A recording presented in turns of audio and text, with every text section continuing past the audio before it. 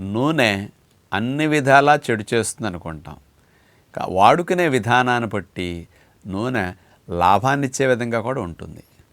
నూనెను మరిగించిన తర్వాత మనం అందులో పదార్థాలు వేసి తీసుకుంటే ఆ నూనెలో దేవిన పదార్థాలు వేపిన పదార్థాల వల్ల నష్టం ఉంటుంది. ఆ నూనెను అసలు పొయ్యి మీద పెట్టకుండా మరిగించకుండా పచ్చిగా వాడుకుంటే లాభాలే ఉంటాయి తప్ప నష్టం అస్సలు ఉండదు. ఆవకాయలో పచ్చి నూనె పోస్తాం కాబట్టి ఆవకాయలో నూనె వల్ల అస్సలు నష్టం ఉండదండి. ఆవకాయలో నష్టమంతా, నిలవ పచ్చడిలో నష్టమంతా కేవలం సాల్ట్దే. అట్లాగే మనం పచ్చి నూనె వాడుకోవటం వల్ల లాభాలు ఏమిటో తెలుసా? అప్పుడు మీరు దోశ నాన్ స్టిక్ మీద ఇంకో రేకు మీద వేస్తారు. దోశ తినేటప్పుడు దోశ మీద ఆయిల్ స్ప్రే, పచ్చి ఆయిల్ ఇట్లా స్ప్రే చేసుకోండి. దానివల్ల లాభమే ఉంటుంది. మంచి సాఫ్ట్గా అనిపిస్తుంది. వేడి దోశ మీద అంత పచ్చి ఆయిల్ స్ప్రే చేస్తే చాలు.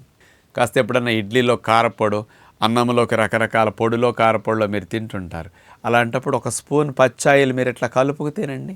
ఆకుకూరలో పప్పు వేసుకు తింటుంటారు. పప్పులో మనం నెయ్యి వేసుకుంటాం. నెయ్యి వేసే బదులు పప్పు తినేటప్పుడు అంత పచ్చి ఆయిల్ ఒక స్పూన్ కలుపుకు తినండి.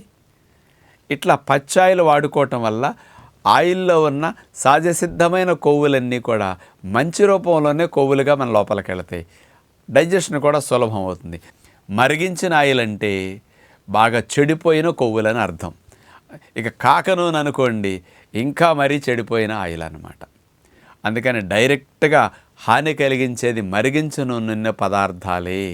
కాబట్టి మీరు ఫ్రెష్గా గానుగాడించుకున్న మంచి నూనె తెచ్చుకొని పచ్చిగా ఇట్లా వంటల్లో వాడుకోవటం వల్ల ఏమీ నష్టం ఉండదని, ఇలా ఆయిల్ వాడకాన్ని మనం చేసుకుంటే నష్టం రాకుండా కాస్త మనకు కావలసిన విధంగా ఎంజాయ్ చేసినట్లు అవుతుంది. ట్రై చేసి చూడండి.